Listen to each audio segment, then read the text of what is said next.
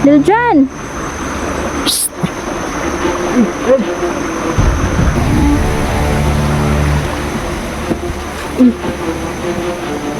Bata pa ba ni?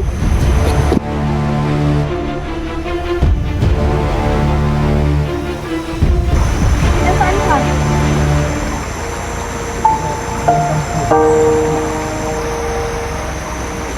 Hello, kumusta po kayong lahat mga idol?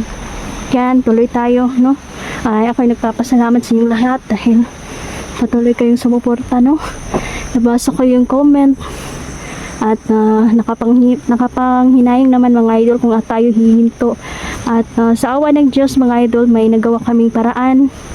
Siguro, si Papa po ay pansamantala munang titira kay Nel dyan. At nakita ko sa upload ni Nel dyan mga idol kagabi na nandun na pala si Peter, no? Nakakatawa naman kasi malapit na si Peter sa kanilang bahay. So, ito po ay malaking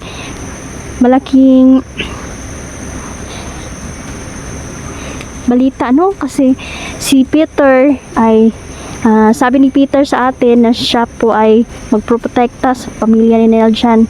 So, ang gagawin ko mga idol, pansamantala muna, doon muna si Papa mga idol at pumayag naman siya.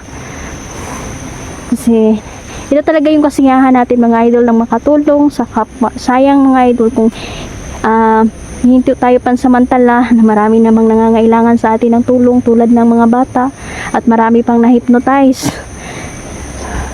Tsaka yung mga kaibigan nating diwata mga idol, no? Ayaw kong malungkot sila kasi gusto talaga nila mga idol tayo yung pinili nila na tumulong sa mga tao na nangangailangan. So yan, tuloy tayo.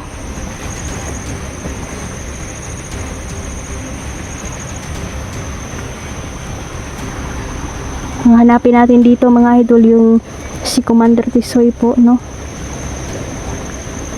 Dahil narinig ko po, no, at nabalitaan po na may mga hawak siyang mga bata, lalo na po yung si Commander Junior Jason. Yung si Jason patay na yun mga idol, kaso may anak po siya, no, na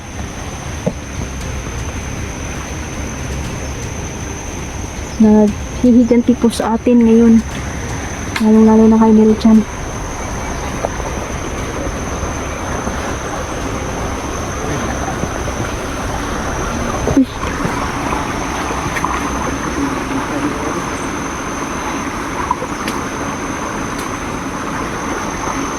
Sino dyan mga idol?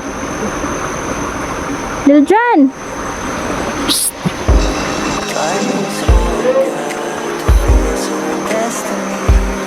Kanina ka pa dito? Kumusta? Saan si General? Ha? Ikaw lang mag-isa? Oo.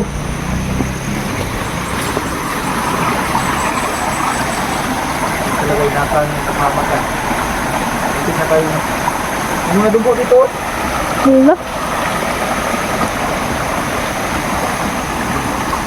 Ito.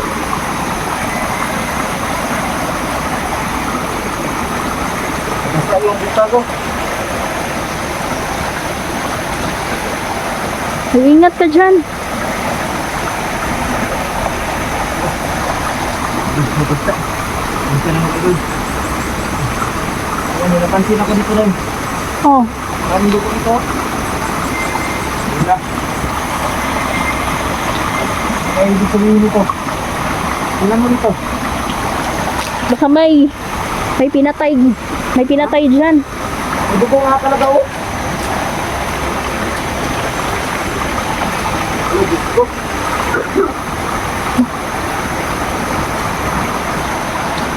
May mga kalaban sa paligid.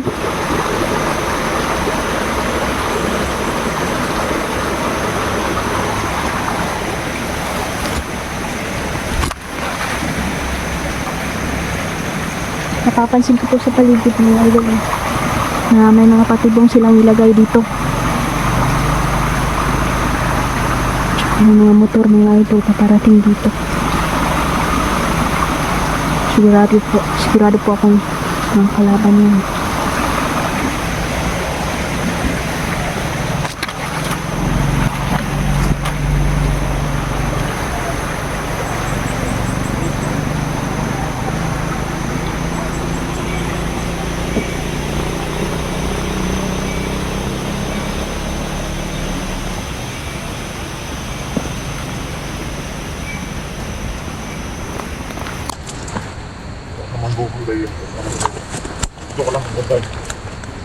ko lang.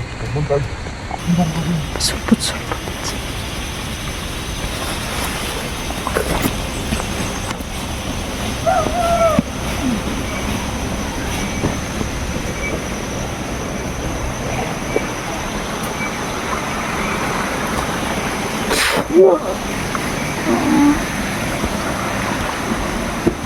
Uy. Bata pa man eh. Bata pa. Parang na-hypnotize lang ito. Buti at nakita tayo. Kumusta ka na? Okay lang ako. Hindi ko nakasama ngayon si Jandre. Ano nangyari sa kanya? May nangyari ba? Siya. May pinagawang mission ng mga diwata sa kanya daw. At yung si Aring Peter. Siguro papakunin siguro yan siya ng agimat. Diyos ko. Hindi natin to pwedeng patayin. Paulian ni nato.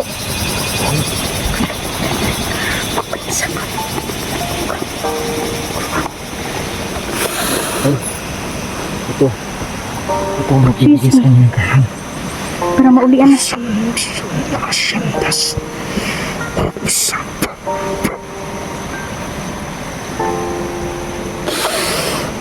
Yan. Tanggalan ka pa dong. Tanggalan ka pa. Diyos, kawawa naman. Oh. May tala pang baril. Tingnan mo naman yung ginagawa nila sa mga kabataan. Ang bata, makikita na. Tanggalan ka pa. Tanggala. Tumuno naghatag sa mga demonyo. Diyos ko, naman bata ako. Nangyabot na ka pre. Diyos, kinuha estudyante. Dagan ka. Dagan. Dagan, uwi sa inyo.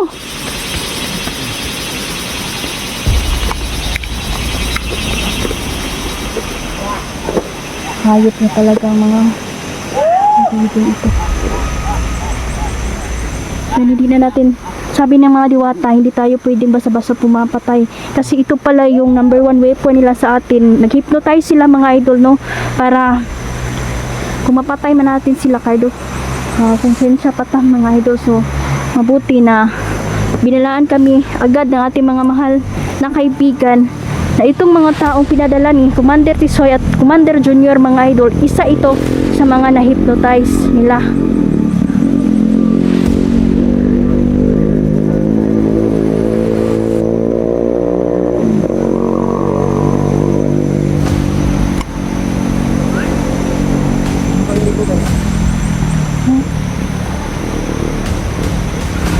Parang ano? Silis dito.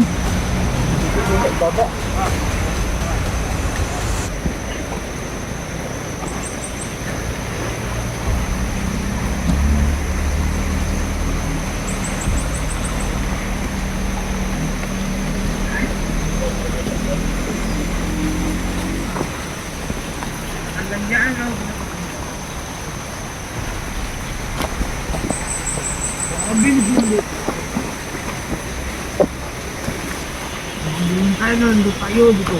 Hanggang mabil. Kahit bubod na rin sila dito. Nadala ang mga pagkaan natin. At kagantahan. Para dami na tayong buwan diyan.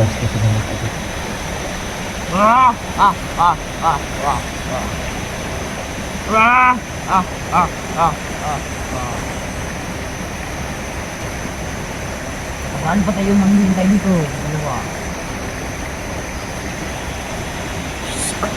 Magusto lang pumunta. Magpasid lang tayo. Magpasid muna tayo. Basahin ko ang isip nila. Kami ang gabi daw sila. Punto ka na. Hindi sila kakilala ng mga vlogger.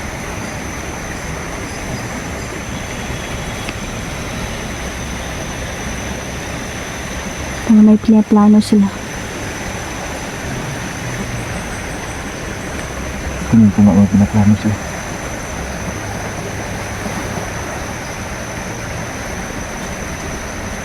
Parang ihaw sila din. Ihaw sila. Lang tayong matahimik lang tayo.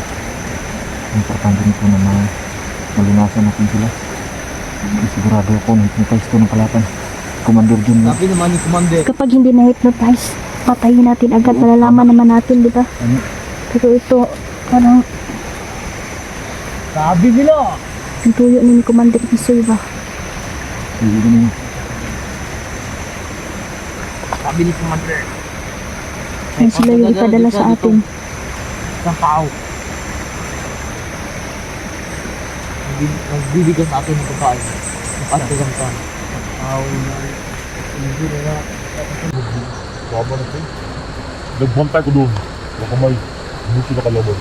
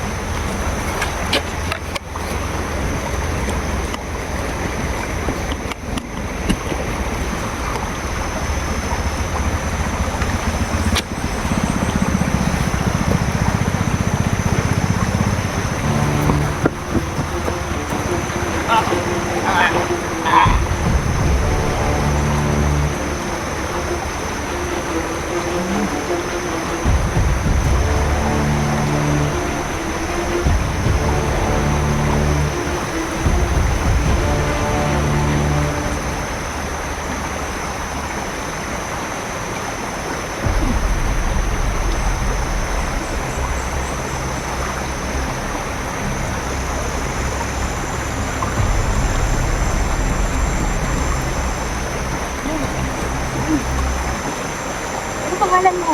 Ano pangalan mo? Ha? Ikaw si Timor? Taga saan ka?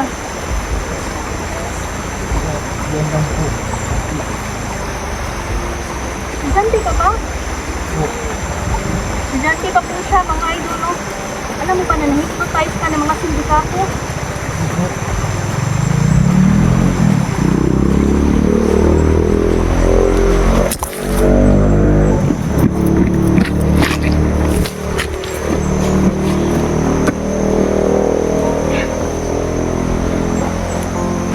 Ilang taon ka na, Dong? Ilang taon ka na? 13 pa lang po. Ha? 13 ka pa? Diyos ko. Yan mga idol, no? Napaiyak po siya mga idol kasi hindi niya akalain na napunta siya dito sa kalagitnaan ng bundok. Dong, tumakbo ka na. Umuwi ka na, ha? Taysa, ako sa kawan. Bigyan kita ng pangdepensa mo.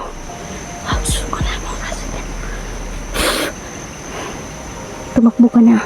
Huwag kang hihinto. Huwag kang mag-alala. Hindi ka nila makikita. Takbo!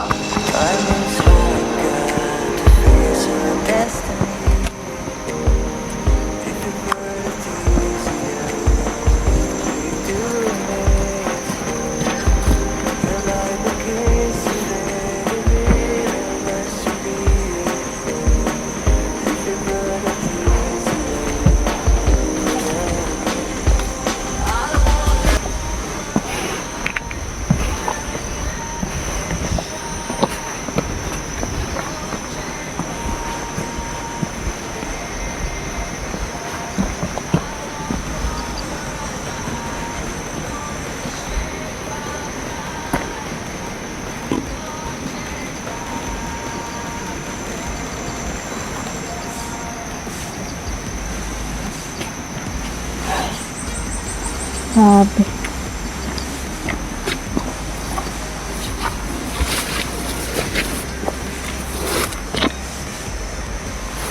Ano tumaan dito doon? Yung mga kalaban natin. Kawawa, no? Kasi estudyante pa yung ilan. Gano'n na. Katugan mo may anak. Baka buk. Ano? Hypnotize. Yung isa, iyak yung isa kasi no, pag ayon ako sa iyahan, natingnan na siya, anong naadaw siya sa gitna ng bundok.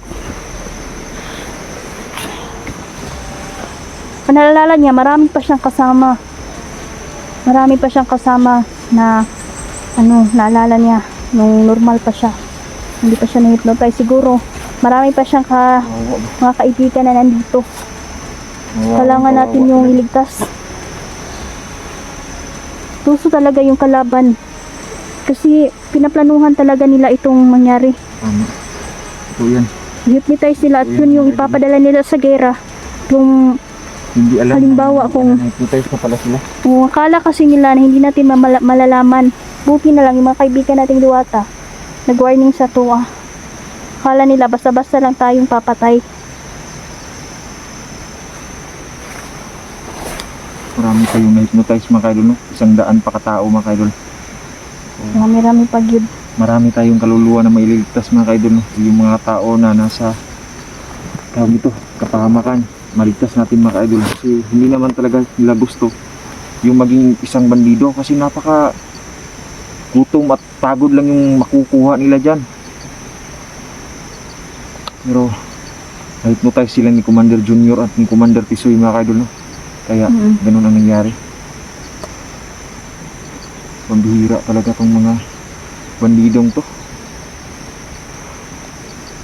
Kasi dito mga ka-idol, no, yung mga taga-buki dito mga ka-idol, no, malayo na po sa lungsod. Yan na po yung nahi-hypnotize. Tama. Kasi ano no, bakit ano?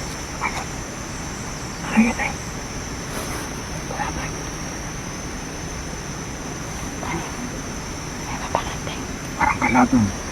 May paparating.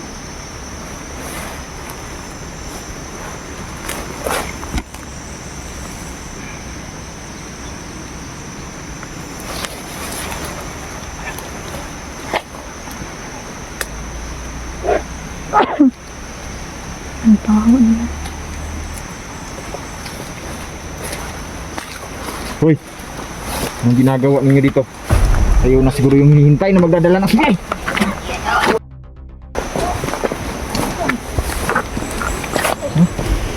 Ginagawa dito.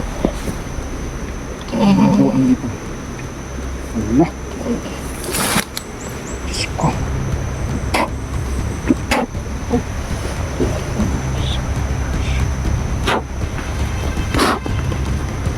Laban ko. Hypnotize ko today. Bangun! Bangun!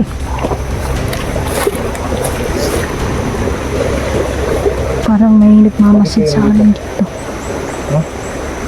Anong dahilan kung bakit kayo nandito? Wala kayo, Commander? Commander Tisoy at si Commander Junior. Ha? Sino to kasama mo? Sinong commander ang sinasabi mo? Si Commander Tisoy o si Commander Junior? Umami na kayo.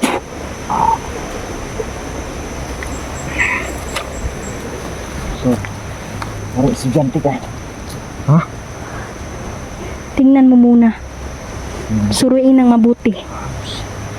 Ang magitan ng binigay sa akin ng Diyos. Baka anak yan ng mga babaylan ha. Anak ko ng commander, no? O anak ng babae Mas lang. mabuting Ito. Kita ko. Diyos ko. Pala ko ni. Hala. Diyos ko. Yung, dito. ito, pasensyahan na.